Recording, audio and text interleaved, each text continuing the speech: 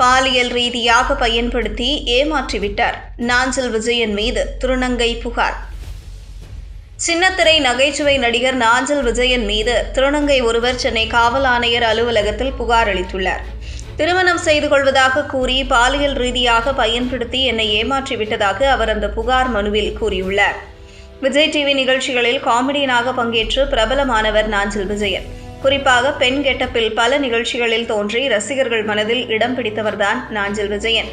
இவர் 2023ஆம் ஆண்டு மரியா என்பவரை திருமணம் செய்து கொண்டார்.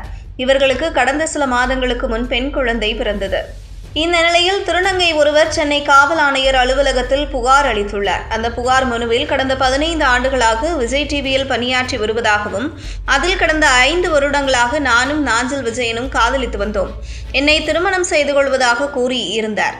ஆனால் பாலியல் ரீதியாக பயன்படுத்தி கொண்டு என்னை ஏமாற்றிவிட்டதாக தனது வழக்கறிஞருடன் வந்து புகார் அளித்துள்ளார்.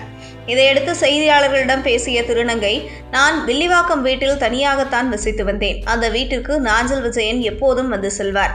நாங்கள் இருவரும் காதலிப்பது அவர்களுடைய குடும்பத்திற்கு நன்றாகவே தெரியும். அவருக்கு திருமணம் ஆவதற்கு முன்பு வரை அவரின் குடும்பத்தினர் என்னிடம் நன்றாகத்தான் பேசி வந்தார்கள். ஆனால் நாஞ்சில் விஜயனுக்கு திருமணமானதும் என்னிடம் யாருமே பேசுவது இல்லை. என்னை ஒதுக்க ஆரம்பித்தார்கள். திருமணமான பிறகும் என்னுடன் பழகி கொண்டுதான் இருந்தார்.